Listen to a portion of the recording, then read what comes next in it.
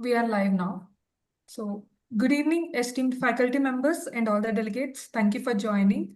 This is Sahiti on behalf of Shield Connect, welcoming you all for today's webinar organized by TNFOG and MOGS.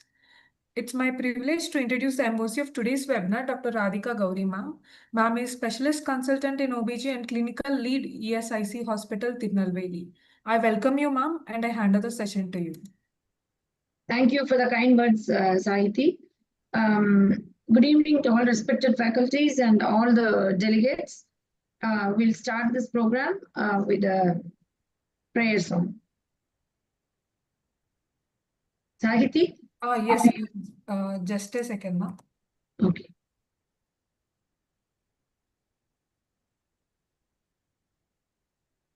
Good evening, Vidya ma'am. Good evening, Dr. Radhika. Good evening, Jain Kannan ma'am and Dr. Padma ma'am.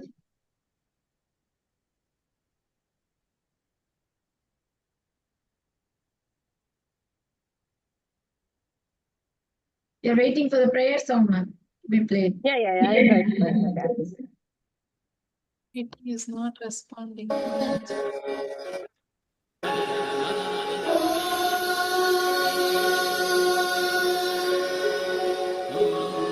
Saraswati नमस्तुभ्यं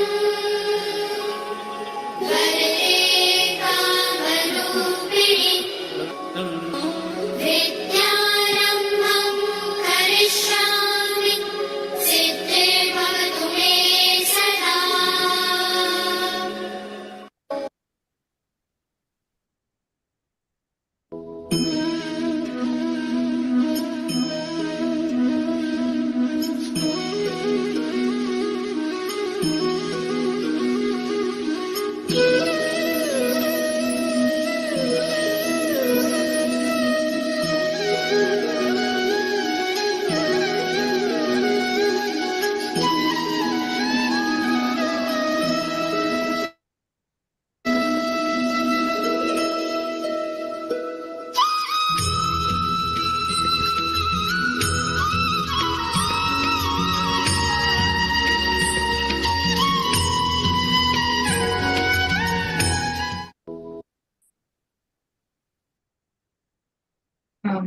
I take great pleasure in inviting Dr. Padma ma'am, who is the Senior Consultant, Meenakshi Mission Hospital, Research Center, Madurai.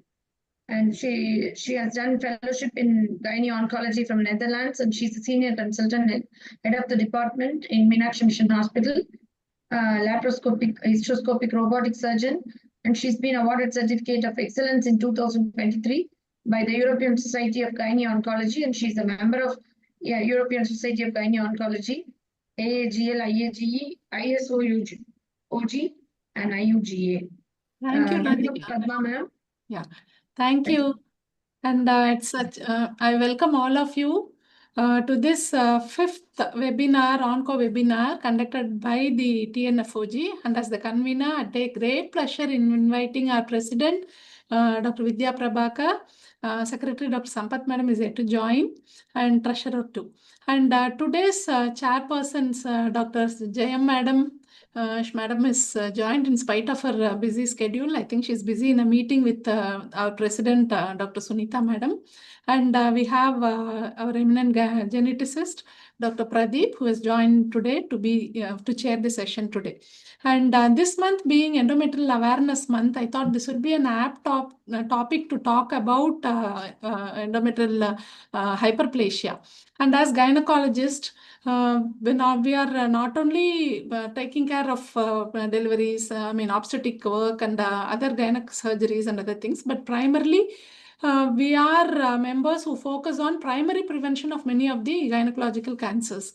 And we all had the 2 sessions on cervical cancer prevention, both vaccination as well as the primary prevention. So in that line, as I said earlier, prevention is always better than cure. And as gynecologists, we have a big role to play in the effective management of the precursors of endometrial cancer, most commonly being endometrioid adenocarcinoma, and that is linked to hyperestrogenism. So with the precursor lesion, hyperplasia. So that is why we took up that topic for this month. And the next important topic is hereditary cancer syndrome and risk reduction. And for that, we have Dr. Shruti from PSG here. And that also comes under primary prevention. So with this short introduction, I request Dr. Radhika Gauri to be the master of ceremony and then take over the proceedings from here onwards. Thank you, ma'am. Thank you so much, ma'am. I welcome Vidya, ma'am, who is our president TNFOG team for this year to bless us and start the session. Yeah. Thank you, Dr. Radhika. Yeah. So it gives me immense pleasure in attending these meetings because Dr. Padma has designed it in such a manner that every time there is something about prevention, and I feel these onco webinars have been very well attended. And every time I notice that there are a lot of people who are actually interested and they are following these webinars. And so they are actually meaningful. So we have done the primary prevention of CA cervix, and now we are also talking about CA endometrium. I think CA endometrium is on the rise these days. Many times when we take a biopsy or histoscopy, when we do find endometrioid carcinoma. So it is on the rise, and I think it is the right time to talk about it. And the conservative management part also is coming up. So I think Dr. Padma will be dealing with all those things. And the other talk is also extremely interesting. And I think the genetic cancers, it is something we need to know about, I think, and that is a gap in the knowledge, because what I feel is many of the clinicians probably don't understand, and many times they don't actually correlate, and because they might be encountering a CA endometrium or a CA cervix or a CA ovary, but they don't really correlate and think about the other things that could be there and the genetic basis to follow up the family and all those things we are not doing most of the time. I think the clinicians are not doing, very few of us are doing. So I think the awareness regarding that is also extremely important. So I'm very happy that it is dealing with these two important topics. Thank you for inviting me for this. Thank you very much once again. And good evening, Dr. Jayam Kannan ma'am and Dr. Pradeep, who is a geneticist. Yeah, good so evening, I think nowadays I have a lot of interaction with the geneticists regarding a lot of things like infertility and other things. So I'm extremely happy he's also around. Thank you, ma'am. Thank you. Thank you so much, ma'am. We welcome the chairpersons, Dr. Jayam Kannan ma'am, whom we all know. She's our famous consultant and a teacher. She's been the vice president FOGSI in 2018. She's the managing director of Garbharakshambi Fertility Center in Chennai and Trichy. And she's a legend of FOGSI 2025. And she has distinguished service medical awardee, RCOG award in 2018. She is also the first Indian to receive this award. And she has received President of India Medal for outstanding performance in MBBS. And she's a winner of 13 medal and prizes in MBBS. She stood first in MBBS, University first in MD, and Best Paper Award she won in 4 times. And she also has written a best book in medicine. And she's won the award for 2 times from the government of Tamil Nadu. And Duru Shah S.N. Pandit Award, FOGSI Community Work Award. And she's the winner of Duffer in Countess Merit Scholarship for MD study period, and also the Best Doctor Award for Thiruthuraipundi in 1999. Her lifetime achievement, she has also won the Lifetime Achievement Award in IMA 2009 and Lifetime Achievement Award in Tamil Nadu Medical University in 2011. And she has been conferred honorary FICOG in 2011 and felicitation INSTA Society in India 2017. And she's also been awarded the Maruthuva Mani Award by Thiruvadurai Adina in 2018. So she's such a famous personality and a very good teacher. We welcome, madam. We are proud of you. We welcome Dr. Pradeep Kumar sir, who is a consultant clinical geneticist, Gene Home Center for Genetics and Rare Disease, Coimbatore. And he is the president, Genetic Wing, Benchmark Medical Trust. And he has also received outstanding medical support for the cause of Down syndrome in a conference in 2024 in September, and award for academic excellence in 2023 by Indian Medical Association, and also awards by Indian Academy of Pediatrics, Dr. B.V. Balagopala Raju Award and Dr. B.R. Santanakrishnan Award, K.R. Lahiri Award, and has many publications in index journals. And he conducts awareness events for rare genetic disorders and also marathon. And he has a YouTube called Marabanu and associated with parental support groups for genetic disease like Down syndrome and lysosomal storage disorders. Welcome, sir.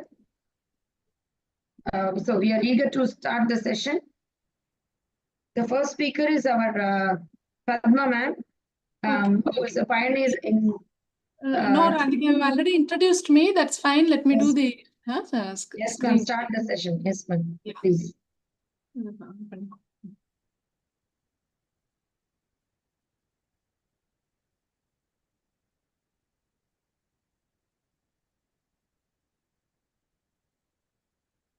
The short one here. It's coming. Yeah, is my presentation visible? Yes, ma'am. Visible. Yeah.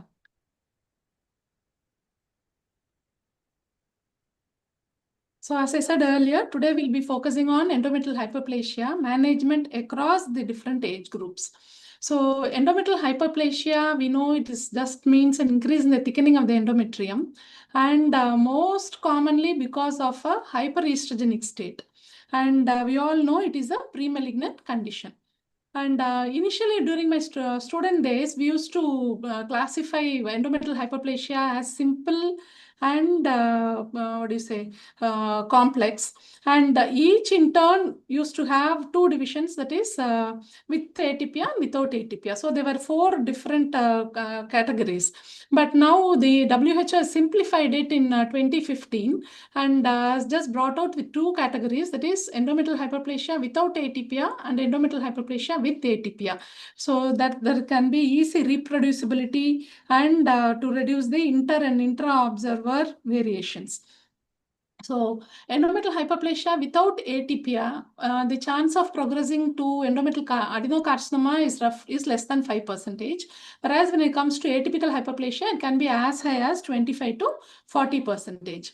And as I said earlier, hyperestrogenism is the one which is the major risk factor for causing endometrial hyperplasia, which can progress to carcinoma. And the various situations where it rises is whenever there is an unopposed estrogen therapy, when the patient is obese, or when there is estrogen producing tumor, in a patient with polycystic ovarian, infertility, diabetes, and tamoxifen users are typically all risk factors for endometrial hyperplasia too. So how do we pick up these patients with hyperplasia? It is through an ultrasound. And when we use the ultrasound, then there need to be a different criteria for picking up hyperplasia in a premenopausal woman and a postmenopausal woman. In premenopausal women, the phase of menstrual cycle, depending on the phase of menstrual cycle, in the follicular phase, it should be less than around 8 millimeters, and in the luteal phase or just before the menstruation, can go as thick as 14 to 15 millimeters. So anything more than 16 millimeters becomes a point of concern. And in the postmenopausal women, it depends on the presentation of the patient.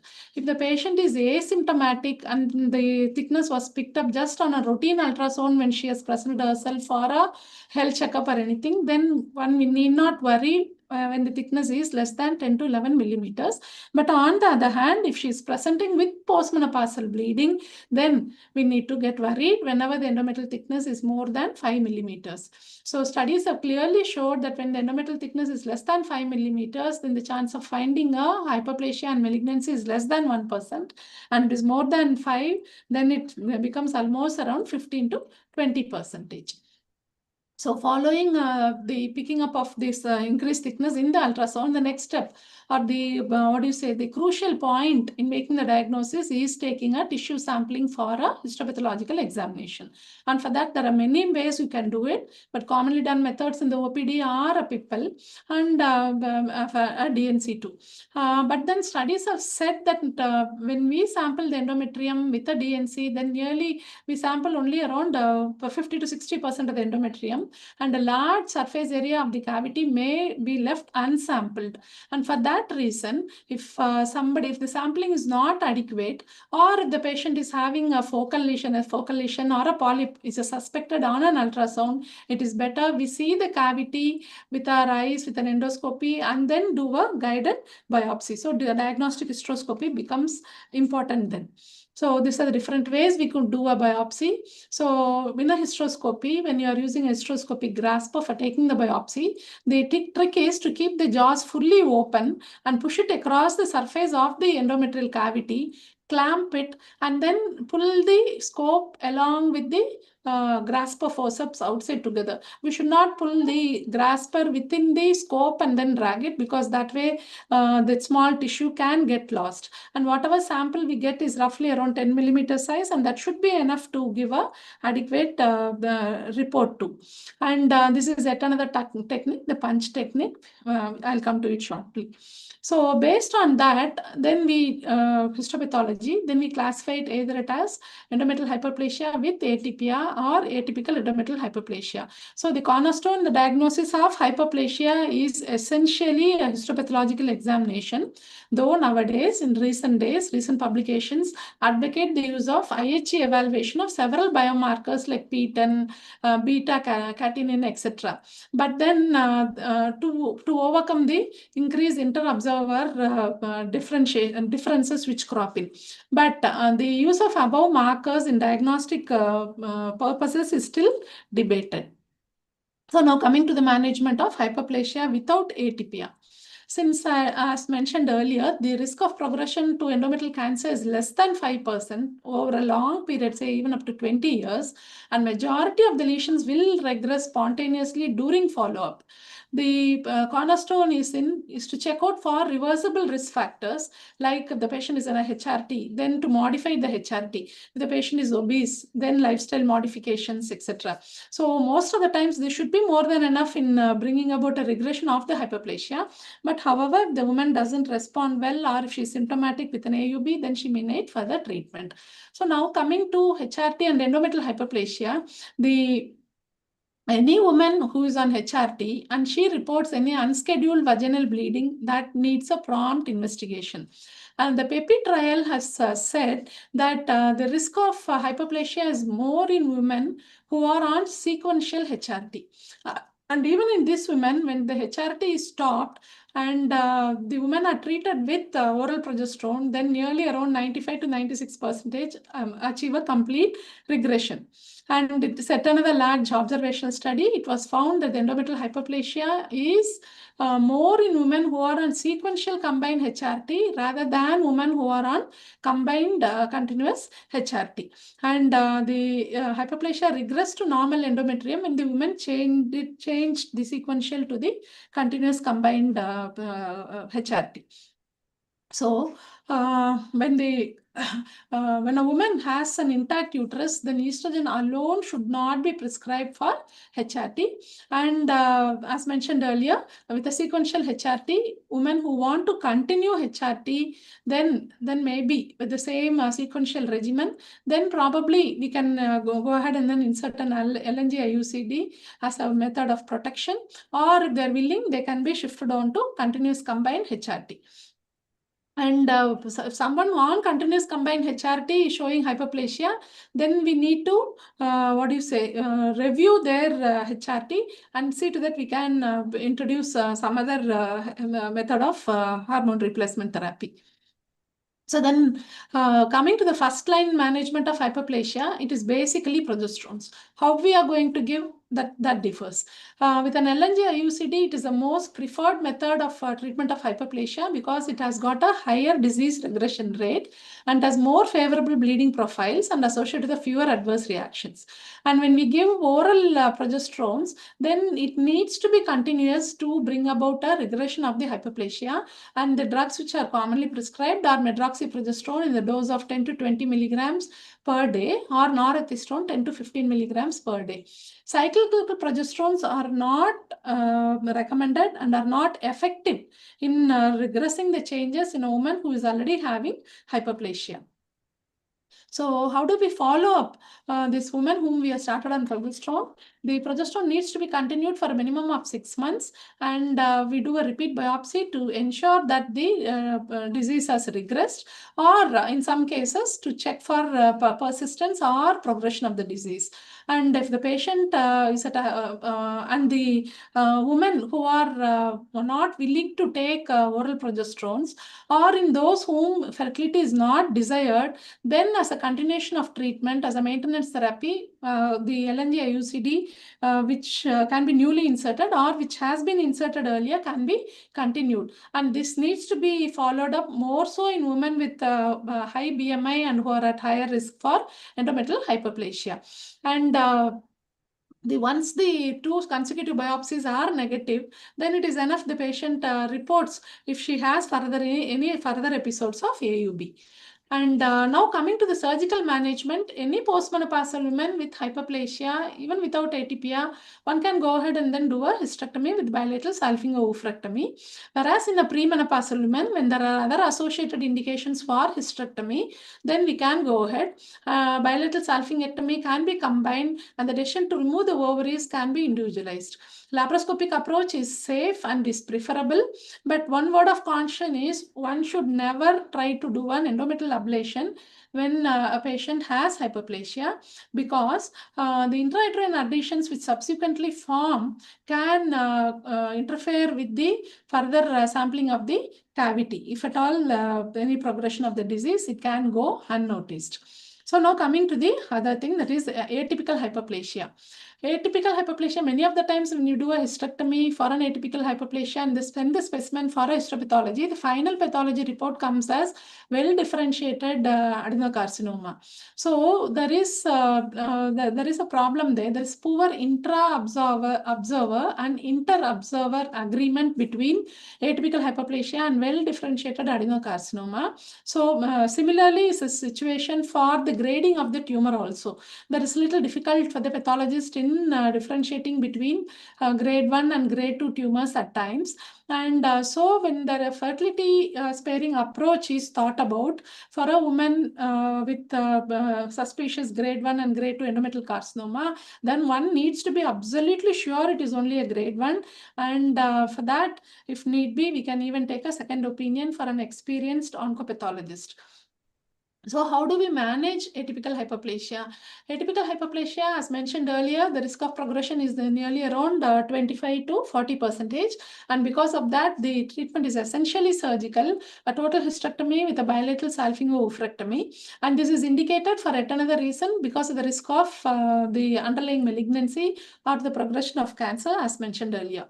And once again, a laparoscopic approach is preferable, considering all the benefits. And when because the disease is quite early, most of the times simple hysterectomy with bilateral salpingo-oophorectomy should be more than enough. And the chance, because the risk of finding an extrauterine disease or lymph node involvement are quite remote. But having said that, there can be a group of people who can have a synchronous ovarian cancer, and this is seen in nearly around 5 to 25% of the women who are lesser than 45 years. And so for this reason, if fertility sparing approach is thought of, then it is important that we do a proper clinical radiological staging, since surgical staging is not feasible in this group of people. So for those people who want to preserve their uterus, then the treatment for atypical hyperplasia is essentially progesterone, a very high dose of either megestrol acetate at the dose of 160 to 320 milligrams or medroxyprogesterone acetate at the dose of 400 to 600 milligrams compared to 10 to 20 when we give it for the other indications. And levonorgestrel IUCD is yet another method of delivering the progesterone, a preferable method either alone or in combination with oral progesterones. Oral progesterones at such high doses can cause many of these progesterone associated problems like bloating, headache, waterlogging, and the mood swings and all those things. And some of the women may not be comfortable going through this kind of problems.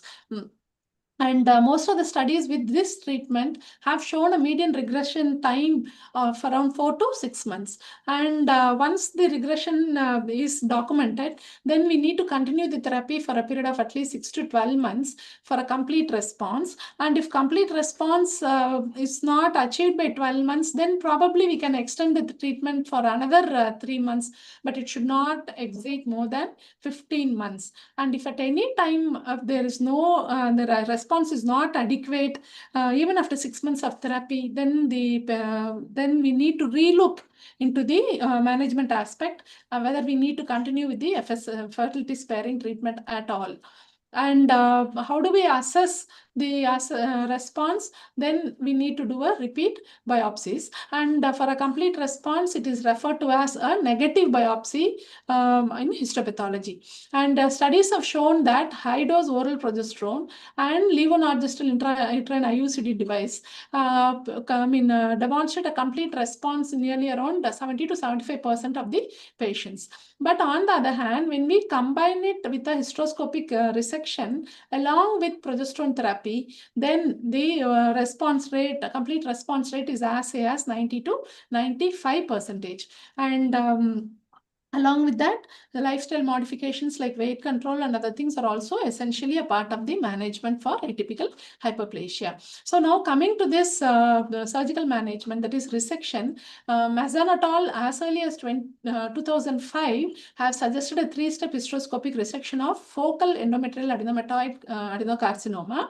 And in the first step, they have suggested a resection of the lesion itself, a focal lesion in the endometrium itself. And then surrounding 4 to 5 mm of the endometrium, surrounding endometrium also is removed. And as a second step, the deeper few millimeters, 3 to 5 millimeters of the myometrium also is removed. And that will be this kind of final view with a little crater-like appearance in a focal area in the endometrial cavity. And having done that, and if the pathology report confirms the grade 1 endometrioid adenocarcinoma, then the suggestion was to go ahead with a medical therapy either with megestrol acetate or in LNG IUCD for 6 months.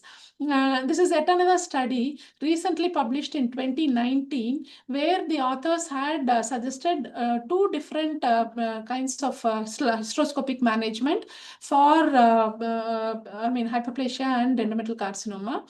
In a patient with endometrial carcinoma, the 3-step technique of Mazan et al. Was suggested. And for the endometrial hyperplasia, then what they had suggested was that we do a superficial endometrial resection, preserving the basal layer of the endometrium, followed by the insertion of an LNG IUCD. And if for the patient who's for a fertility sparing treatment, they should be encouraged to aim conception as soon as a complete response is achieved. And for that reason, some of the authors suggest ART so that the patient stands a higher chance of immediate pregnancy and thereby reducing the risk of recurrence in the long run. But if ART is not acceptable by the patient, then one can consider a natural conception for a period of, but then that cannot be continued for months together, say a maximum of 6 to 9 months. And if within the period, if the patient doesn't conceive, then a further multidisciplinary team approach and maintenance therapy needs to be considered. That needs to be considered even women who do not, who want to, postpone their treatment after their initial treatment for hyperplasia. So how do we do that? How do we follow up these patients who have achieved complete response? Then we have to keep them continuously under surveillance by doing ultrasound examination, a pelvic examination, and a 3 to 6 monthly biopsies of the endometrium. And if need be, then maybe an MRI if there is any suspicion of the disease progress to assess the extent of the disease. So once the risk of recurrence after surgical sparing treatment for endometrial carcinoma is equal to both oral progesterones and the levonorgestrel IUCD. And for that reason, if somebody has had a poor response, then instead of waiting and allowing the disease to progress, we may have to take a decision and do a definitive surgery. And those who want to preserve the fertility are not willing for this kind of a treatment, then maybe a second conservative approach may be considered on a case-to-case basis. And once just how we do it for other kind of malignancies like the ovarian malignancies, once the childbearing function is over, then we need to go ahead with the completion surgery, and the removal of the ovaries once again needs to be individualized. And nowadays, there is much emphasis on the molecular profiling, especially in the early onset endometrial carcinoma. And it is important that we also know about it even in this earlier carcinoma, because women who are harboring a P53 wild type tumors, they benefit well out of progesterone management, especially when the patient wants a fertility sparing treatment. Whereas the other P53 abnormal tumors, they are likely to progress, and conservative therapy is inappropriate in that age, in that group of patients. And poly mutations, the treatment choice is still unclear. And when it comes to mismatch repair deficient tumors, they also usually present at highest stages, are less responsive to progesterone therapy, and are highly and then they have a higher incidence of recurrence. And I think our Shruti will be talking more about that in her presentation. And for this reason, if the pathologist says with the IHC there is a mismatch repair deficient tumors, then we have to look for molecular profiling, genetic testing, and then diagnose whether the patient is a Lynch syndrome, because patients with Lynch syndrome need to go in for an appropriate counseling, explaining the risk of development of considering the risk of development of other additional cancers of the breast, the colon, etc. And patients with P53, they also need a genetic evaluation, and to see whether they come under multiple classifiers, or they are copy number high group. And in the copy number high group, conservative therapy is inappropriate. The other important practical problem we face in our everyday day-to-day practice is women presenting with hyperplasia following tamoxifen therapy initiated for breast cancer. And tamoxifen is an SERM, and that is given for women who are in the premenopausal age group when it is given as an adjuvant therapy for breast cancer. Whereas women in the postmenopausal age group or who have undergone an oophorectomy, typically they are put on aromatase inhibitors. And this hyperplasia, diagnosed when the patient is on tamoxifen, we need to investigate if the patient is symptomatic, if they present to us with bleeding, because most of the times when we go in and then put in a hysteroscope just for the evaluation of his hyperplasia, we have seen the cavity is usually normal, and most of the times it is because of subendometrial thickening and some structural changes in the junctional zone. And some of the studies have shown that the LNG IUCD is beneficial in this group as it prevents polyp formation and endometrial hyperplasia too. And but at the same time, the concern about using an LNG IUCD in a patient with breast cancer, the recurrence risk and other things are uncertain right now. And if the hyperplasia is genuine and the patient is showing either simple or atypical hyperplasia, then it needs to be managed in the way we have just seen, and the need for tamoxifen should be reassessed. And these are some of the studies which have typically said that LNG IUCD does not cause an increase in endometrial cancer, breast cancer recurrence, and can be safely used in women who are concerned about hyperplasia when they are on therapy with tamoxifen for breast cancer. And there are some special situations where when we remove a polyp, then the polyp report comes as a hyperplasia or a malignancy, focal malignancy in endometrial polyp. What to do? In those patients, a complete removal of polyp is definitely recommended, and one need to go ahead and then sample the background endometrium also, and subsequent management will depend on the histopathological examination of both the polyp as well as the endometrial hyperplasia.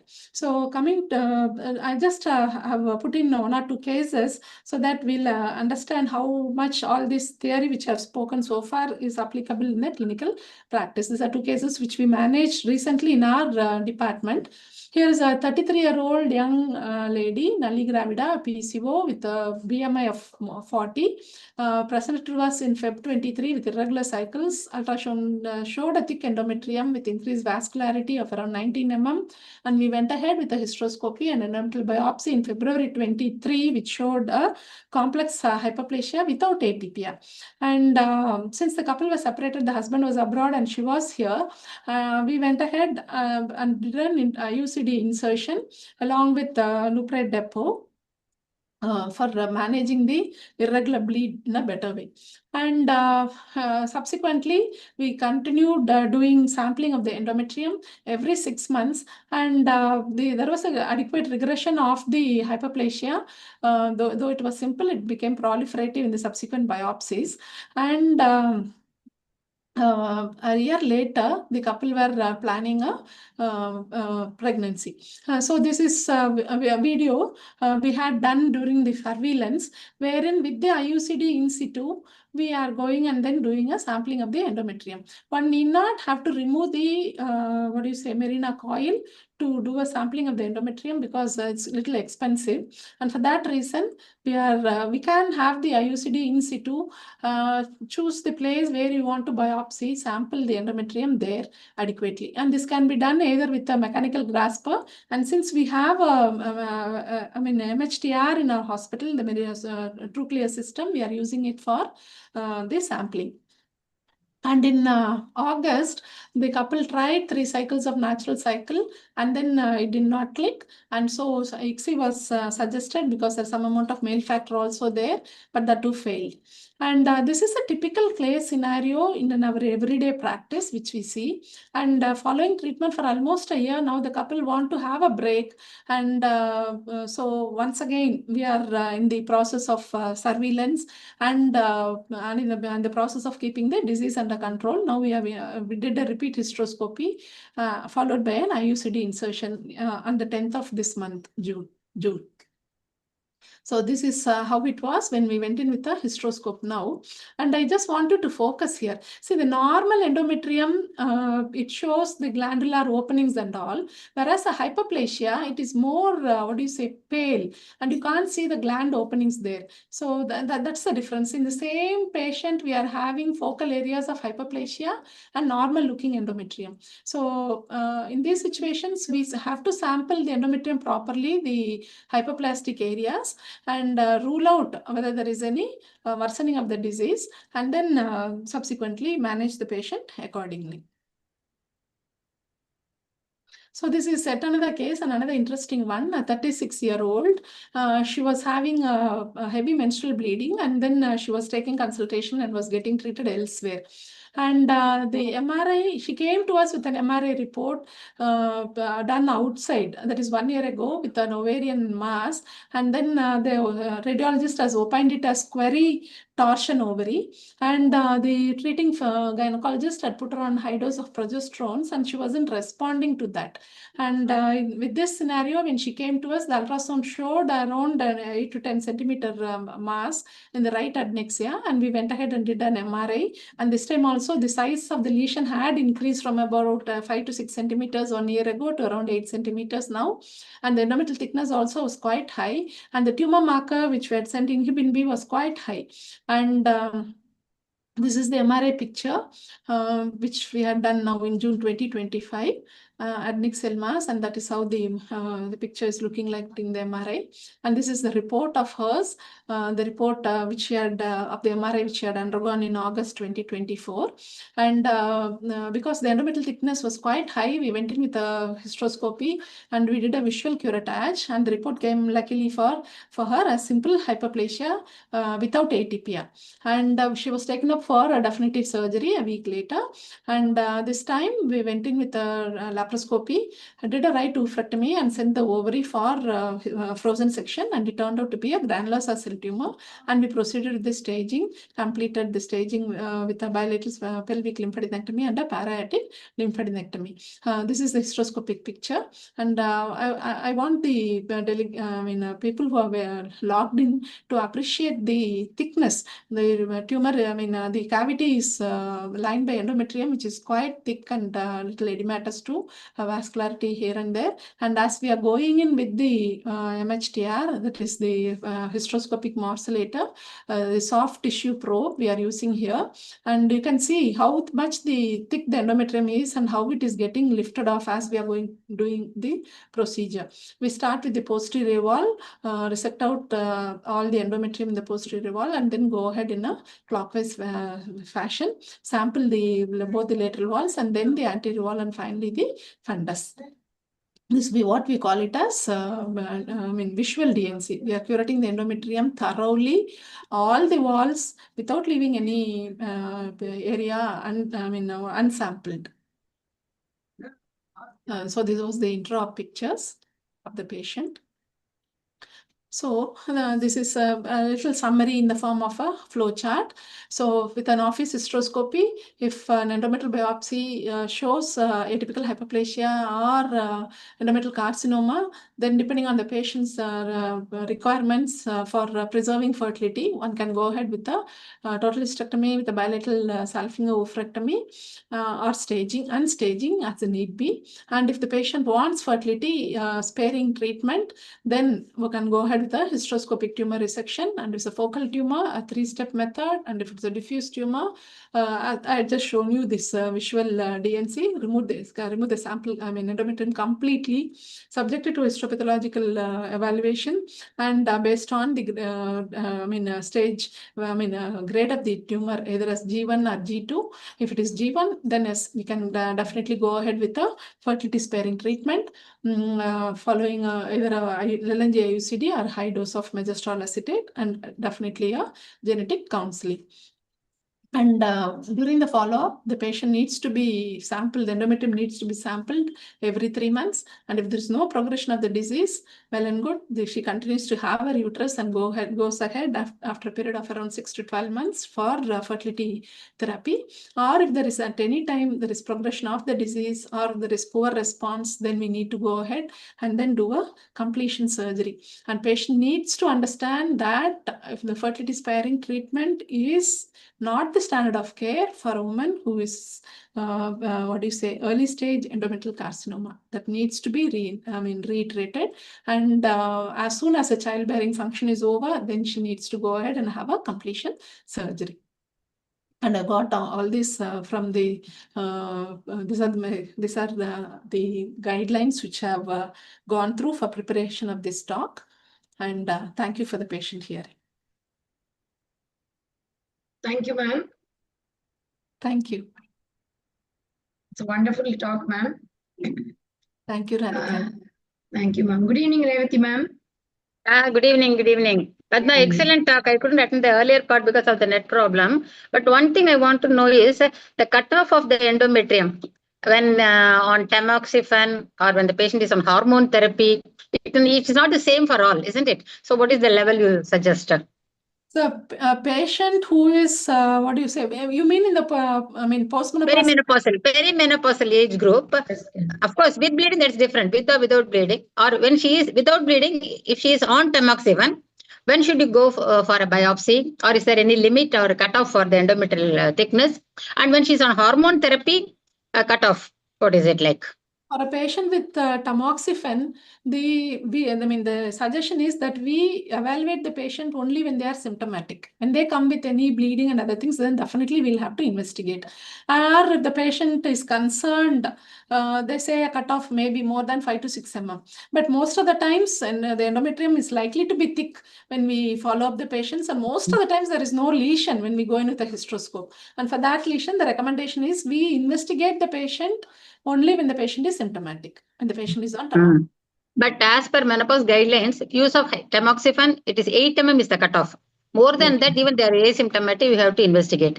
Like that, on hormone therapy, of course, up to 6 millimeters, you can just leave it. After, because it is early phase, there will be definitely there will be some thickening. So you need not worry about it. After 6 mm, when they are on hormone therapy, we have to investigate. Well taken.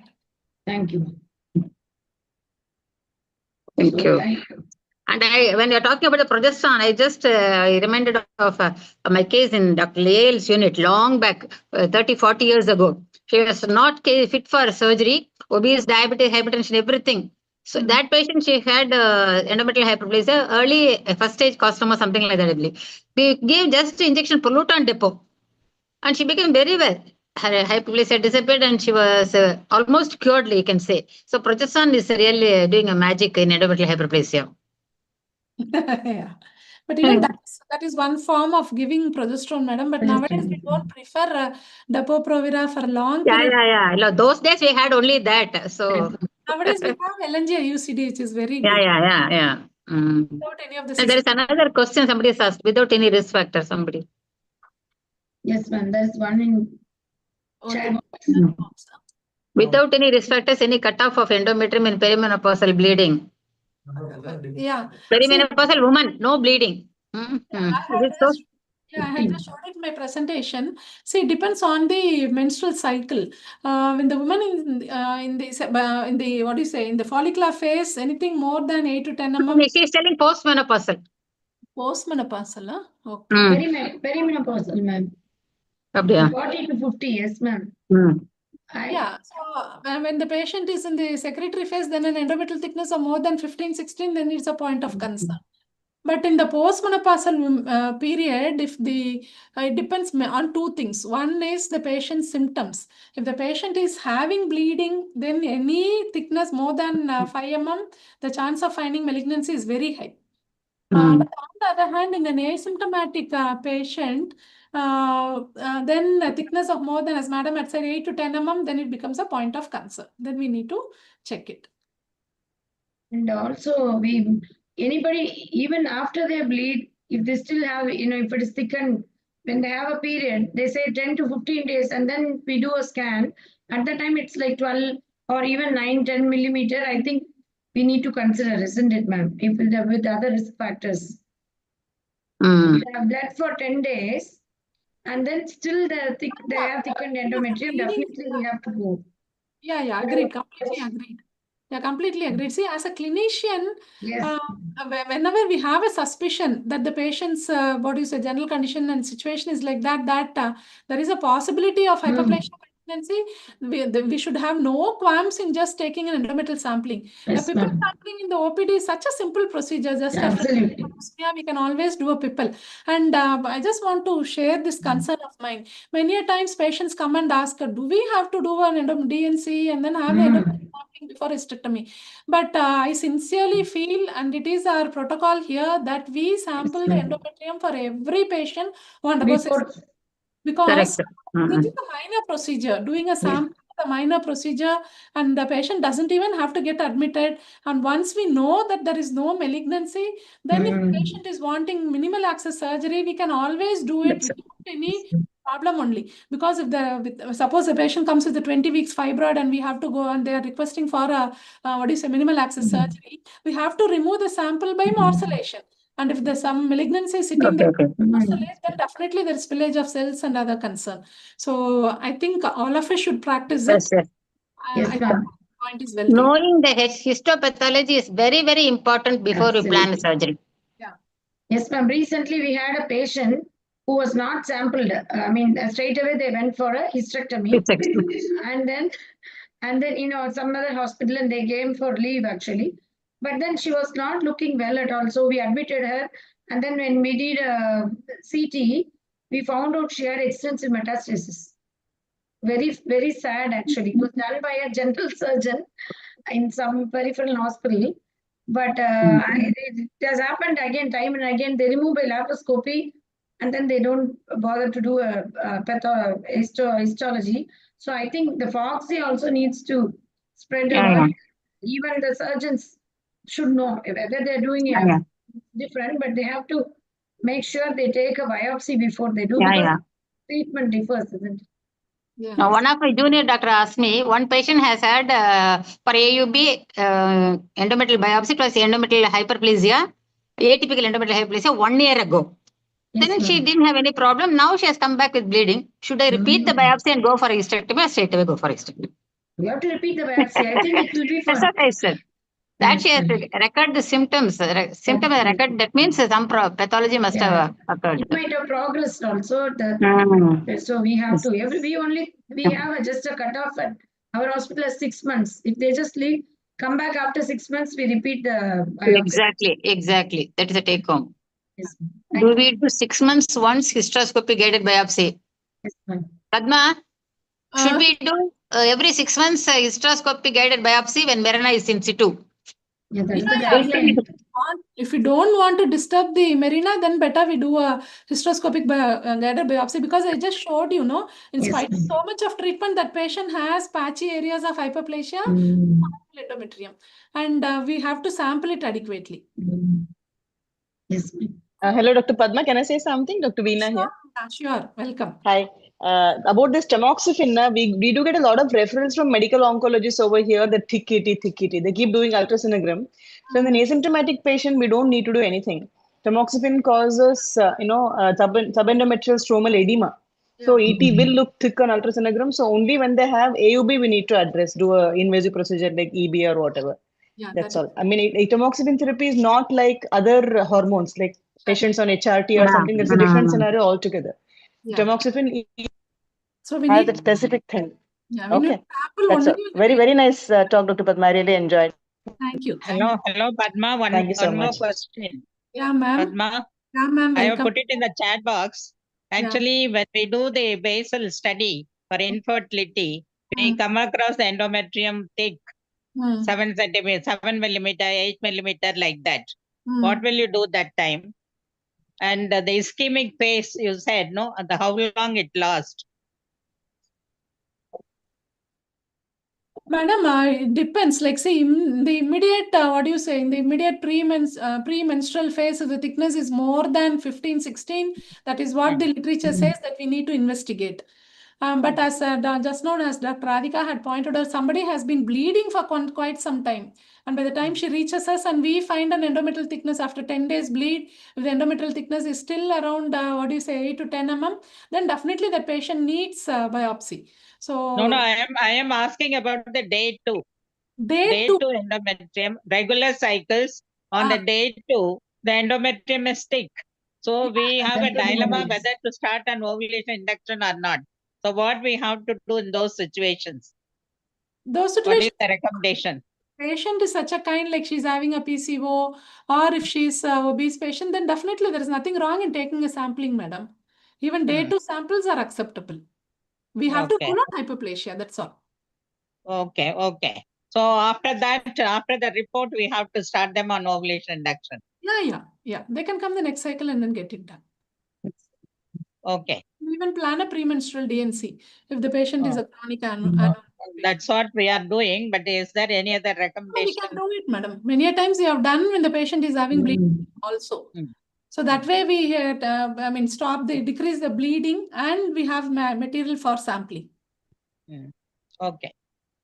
And nowadays So many of them are diabetic nowadays. Even at 40 to 50, we find lots of women are diabetic. Even 25, 30 years, they have diabetes. Gauri? Yes, Okay. ma'am. Absolutely. So we have it is an indication definitely for. I think if the diabetes is also one of the important. Very important cause for the hyperplasia and carcinoma. Okay. And Gauri, can we go ahead with the next talk? Yes, ma'am. Yes, ma'am. They have another. Yeah. Okay, ma'am. Thank you so much, ma'am. We welcome Dr. Shruti Nanjundappan, who is a consultant gynae oncology in PhD Institute of Oncology, Coimbatore, for the next session. She's done her MCH gynae oncology at Amrita Institute, and she's done her senior residence at Kidwai Cancer Institute, an assistant professor at Adyar Cancer Institute, and she's done observership in Christie Hospital, Manchester, and she's received the best outgoing fellow in FARS 2024 in Delhi, and she's also won the best poster award in robotic surgery at FARS Conclave, Delhi, and she's also won the travel grant in robotic observership to UK, awarded by the FARS Verticuti Scholarship, and a PSG Prime Grant project in endometrium, and ICMR funded project, and gynae oncology coordinator for preventive oncology screening and HPV vaccination program. PSG, she's a member of AGOI, AGRS, and IAPC, certified consultant. Welcome, Dr. Shruti Nanjundappan. Thank you so much, ma'am. Thank you for the introduction, Radhika, ma'am. And it's such a pleasure to meet all of them, especially the TNFOG, the President Vidya Madam, and Sampath Kumari Madam, Saruna Kumar Sir, and Jayam Kannan Madam, Pradeep Kumar Sir. And it's such a pleasure. I've known Padma Madam since a very long time, where we usually catch up in our conferences, and I personally thank Madam for inviting me here. She's a very humble surgeon with always a cheerful and a very smiling face, is what I admire about Padma Madam. And thank you, ma'am, for giving me this talk. And I'll try and finish my talk quickly as possible. Probably 10 minutes, 10 to 12 minutes. So the talk, yes, ma'am. So the topic for today is hereditary gynecological cancers. So hereditary gynecological cancers, basically, if we see what happens is you have a long list of charts and protocol, and BRCA mutations are there. All your and if you see the LFS, your life-Romani symptom, you have a syndrome, you have your Cronpet criteria, lot of criteria, whom to do, when to do, what to do. So there are just 4 criteria. To put it short, I don't want to put the entire column. So any patient, first is any patient who comes to your OPD with a gynec, it's an ovarian cancer or any breast cancer, who comes to you who's less than 40 years of age, definitely you will have to do a hereditary testing, for a genetic testing must be done. Second thing, any person with a second cancer, first may be a breast cancer, now she may present with the ovarian cancer at any age, definitely you will have to do a testing for her. Third thing is between siblings, or the mother has a cancer, now the daughter has a cancer, or own siblings, sisters, the first degree, they all have cancers, and definitely you will have to put them for screening.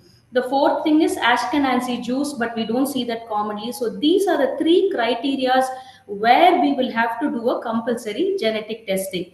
So going with that introduction, so how we'll start off is, I'm just going to name a few syndromes, not to confuse. We're just going to look at names, what all syndromes can you are associated with ovarian cancer. So as we know, ovarian cancer, we have the BRCA1 and BRCA2 mutations. Definitely you have a 15% increased risk of cancer and 40% increased risk of serous cancer. And Lynch and Cowden syndrome, we know Lynch syndrome. In Lynch syndrome, this is usually endometrial cancer. The endometrium is a sentinel cancer for Lynch syndrome. You have 60% chance of getting an endometrial cancer, but also Lynch syndrome can have a 20% chance of having an ovarian cancer. And usually the ovarian cancers are non-serous, which is your endometrioid or clear cell type. And then you have your HBOC and BRP1, RAD51C, RAD51G, all these. And as I told you, a life-Romani syndrome. Life-Romani syndrome, usually they have a lot of sarcomas, ovarian and uterine sarcomas associated. Peutz-Jeghers syndrome. This is another one because I have operated on 2 cases of PJ syndrome where they have ovarian sex cord stromal tumors of annular tubular type. And very interestingly, there is this condition called as cervical adenoma malignum. They are known to cause adenocarcinoma. And this adenocarcinoma of the endocervix is very, very difficult to detect on a biopsy. This can be diagnosed only on a histopathological when you give the uterus intact. And we have seen one case like that associated with endometrial cancer. And Sertoli Leydig and gynecoblastoma, you can have a DICER1 gene mutation. And Swayze syndrome, as you know, the germ cells, you can have a gonadal dysgenesis. Gonadoblastoma. Definitely, all your germ cell tumors are more common in the Klinefelter's, Turner's, and where all you have your karyotyping disorders. And this is a very rare cancer which you usually see in the adolescent and young children, and from 5 to 15 years. This is called as a small cell carcinoma of ovary of hypercalcemic type. This is a very aggressive tumor, and there is a particular mutation associated with this, and this can also cause neuroblastomas, brain tumors, thoracic tumors, etc. And coming to uterine tumors, already we've seen one is a Lynch syndrome and other is the Cowden syndrome, which is more common. And the lifetime risk with Lynch syndrome causing uterine cancer is almost 60%. For Cowden is about 30%. So this Globocon data, yes, we are aware of. So the topmost cancer is breast, 6th is endometrium, and 8th is ovarian cancer. So we have just seen in brief about all the mutations, what can cause, and as you can see, the overlap of all the genes together. So what we are going to see now, the risk reduction surgery, what is the evidence, how to go about, okay, the patient has come to you, you have diagnosed or you have some suspicion, okay, this patient has some kind of a genetic predisposition, she has a mutation. So what do you do? What is the age group that you do? What do you advise her? What are the fertility preservation options? So this is what we are going to see and the recommendations. So coming to the first thing, first is the timing of the risk reducing surgery. Now the surgeries that we do here, we may be offering a salpingo-oophorectomy, but we don't call it a BSO. We call it an RRSO, which means it is a risk reducing salpingo-oophorectomy. And in general, the age at what you should offer is once she's completed her family after 35 years of age. Especially in BRCA1 mutation, you tend to do a little early. BRCA2 about 40 years, but in general, once she has completed her family and 35 years of age is the time that you should be offering a risk-reducing salpingo-oophorectomy in patients with a BRCA mutation. Now, next, screening. Is there any role of screening for ovarian cancer? There was a very large trial. This is called as a UK CTOX, United Kingdom Collaborative Trial on Ovarian Cancer Screening. They've screened about lakhs of patients, and they found out that actually screening does not play a role at all. But then the part two, the continuation of it is they have recognized a particular group of high risk women, the familial ovarian cancer screening study, a slight extension of it. So what they've done is basically for patients who have a high risk as in they've already had a cancer, or they have BRCA mutation, or their parents or their siblings of BRCA mutations. In such patients, what they've done is they've taken 4 monthly CA125 and ultrasound. And about 13,728 women screen years and about 5,000 women were screened. And this is the most important slide, because when you're going to convince your patient about the 30-year-old patient to do a risk-reducing salpingo-oophorectomy, what are you going to say? Now, this is the data. They have screened thousands of patients, and this is what they have found out. If you see, the sensitivity is 94%. And out of the patients who have been screened, 162 who have been screened positive, 13 had cancer. And the most important is five patients had early stage 1, stage 2 disease, and 6 women had occult microscopic disease. Now, that is the most important aspect, and this is what we have to be ideally counseling our patients. This is the data, and this is why we should go about and advise screening for our patients. Now, this microscopic disease is what we called as a STIC, serous tubular intraepithelial carcinoma, which we'll be talking about in our coming slides. And next, so now that we have the data in hand, we have counseled our patient, then how to approach, how do we do it, how do we go about it? And the route is definitely it is going to be a laparoscopic surgery, minimal invasive surgery. Multidisciplinary team must be involved, and timing, as we've already discussed, the timing is very important because we have to take in lot of factors. One is whether she's completed her family, and what is the type of cancer susceptibility that she has, her age, her personal preferences, and all that we should take into account. And whom to offer, as we've already seen in BRCA carriers, and we have to tell them that definitely there is a risk reduction by 80 to 97%. And this is where I've taken my whole study from. This is the British Gynecological Cancer Society. This is the guidelines which was published in 2024. This is basically, this whole box is like whatever genetic mutations we've been talking about. And then we have a genetic expert here, because your report must be discussed with a genetic expert at every point of time. Because in Lynch syndrome, especially if you take MSH2 mutation, what happens is, if they have a EpCAM mutation, MSH2 tends to be silenced. In other terms, it will not be expressed. So every mutation or every mutation analysis that comes by, you will have to send your patient with the genetic expert. You have to talk to them, find out what the exact risk is, discuss the report, and then go ahead and make your plan. So what should you do? The most important thing is RRSO involves removing of both tubes and ovaries, and peritoneal cytology or washings must be done. Hysterectomy, yes. When will you do? Only if the patient has a Lynch syndrome or there is a gynec indication. The most important thing what should not be done is, please avoid diathermy injury to the fimbrial end, as it causes a lot of artifacts. And then most important is your pathological protocol. So here what we do is called the CFIM technique. That is a serial sectioning and extensive examination of the fimbria protocol. So as small as 50 microns, they tend to splice very closely and examine the fimbria or the tube completely. So you do not miss any occult tumors. Now, what is this stick? So serous tubal intraepithelial carcinoma. So this is an occult microscopic in situ cancer. So this can be diagnosed only with your CFIM technique. So once your patient has been diagnosed, you do an RRSO, and she has been diagnosed with a stick cancer, then please refer her to a gynae oncology unit for a multidisciplinary tumor for further management. So how do you go ahead and manage? Yes, definitely we have to do a surgical staging, prior to which imaging needs to be done, and go ahead and do a surgical staging. There is one more technique. This is a second technique. This can also be offered to a patient. This is called as early salpingectomy and delayed oophorectomy. So basically, this is a two-step process. So initially, you can do a risk-reducing early salpingectomy, followed by a delayed oophorectomy at a later date, because better in that way, what is, you can give up sexual function, your menopausal symptoms are much better than compared to your standard RRSO. But please remember, this is done still only in the research study. There are a lot of studies which are going on with Protector WASP trial, and data will be published in the coming years, but this is at current done in the research study setting alone. And opportunistic bilateral salpingectomy. As surgeons, I think this is what all of us should be doing. So any case of hysterectomy that we do for a gynec cause, we will have to do definitely a salpingectomy must be done.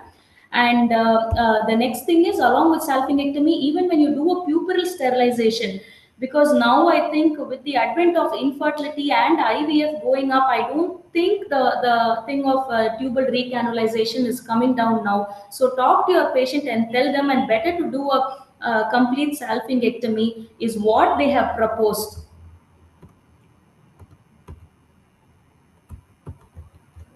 Sorry, my slide is stuck. Am I visible, madam? Yes, ma'am.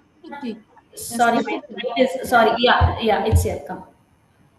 Now, what are the limitations? You have some limitations, not much. Long-term impact is unknown, small sizes, but studies have shown there is no detrimental impact on the ovarian function.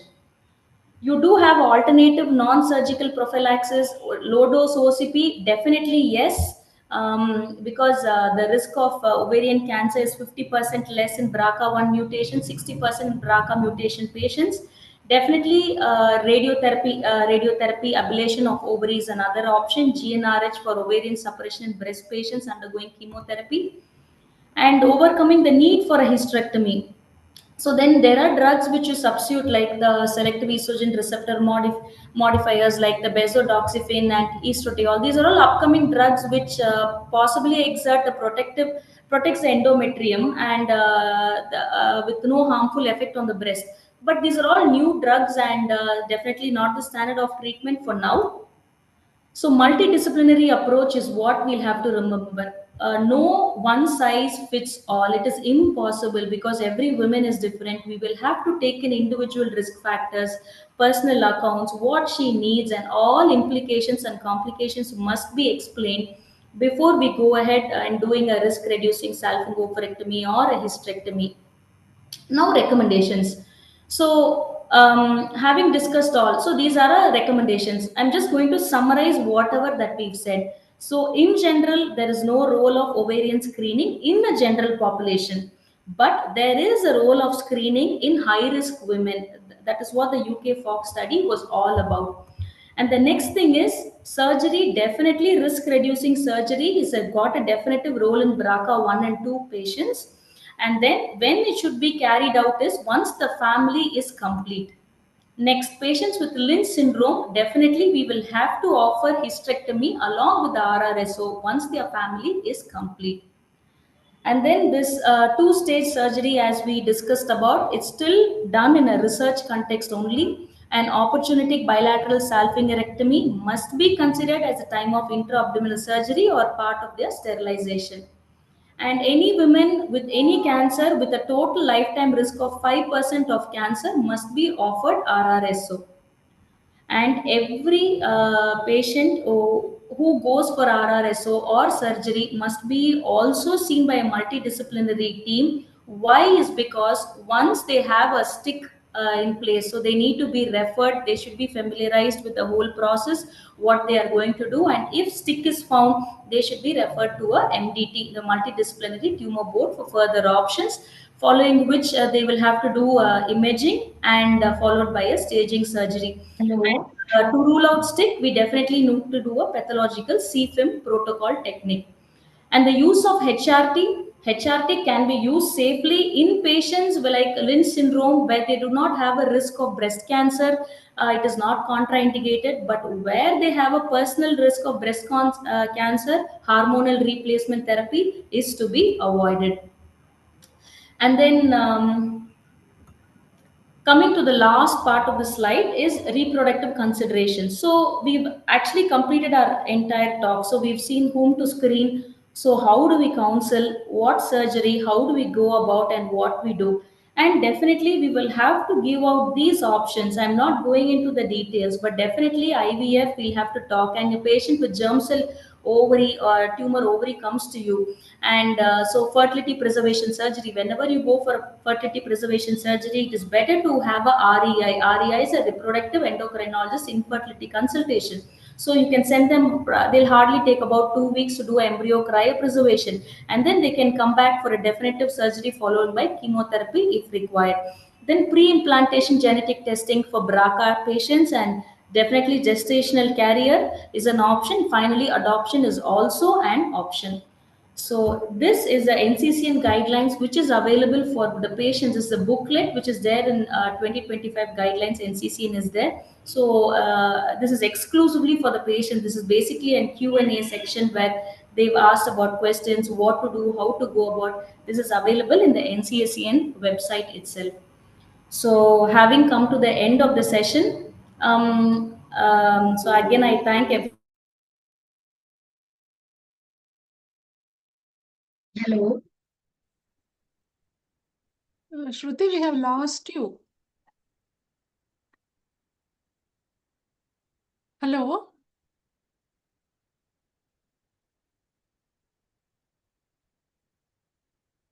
Hello, Shruti?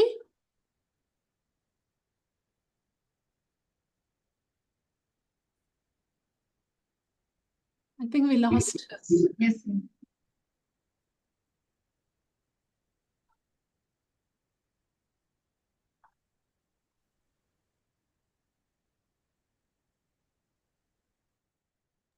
Internet, I think, must be. But very excellent presentation. Top, nice, interesting.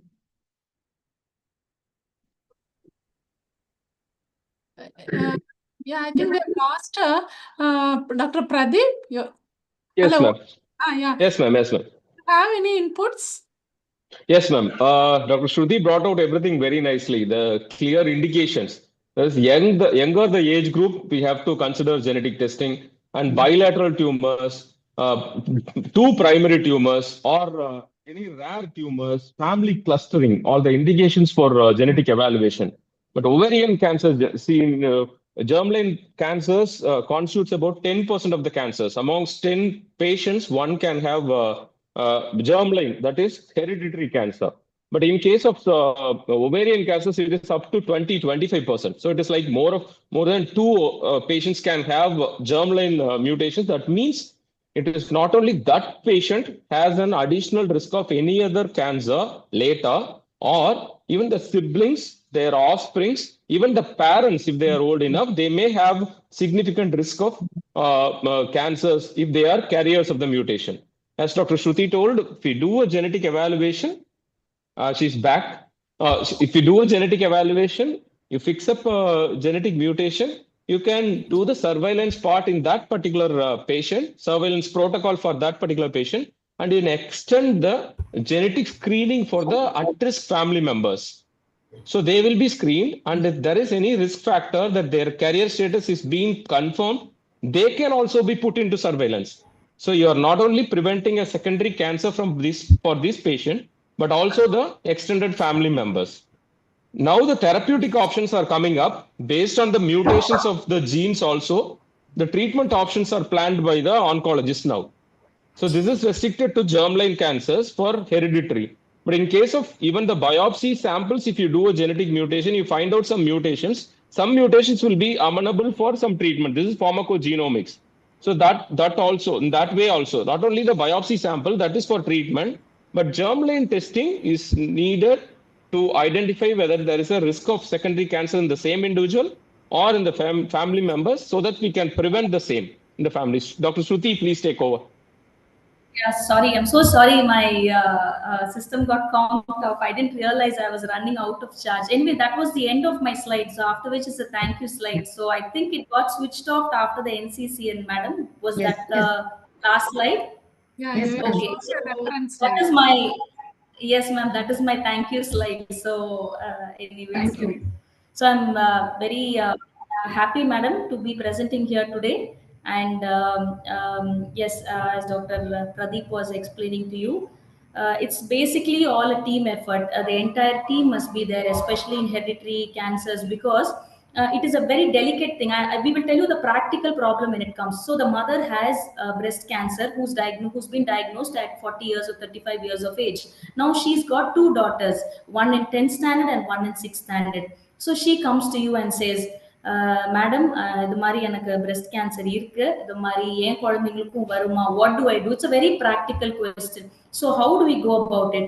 So first we talk to them and then we reassure them, and definitely we tell them, because first of all they're very scared to do the test, because ignorance is bliss.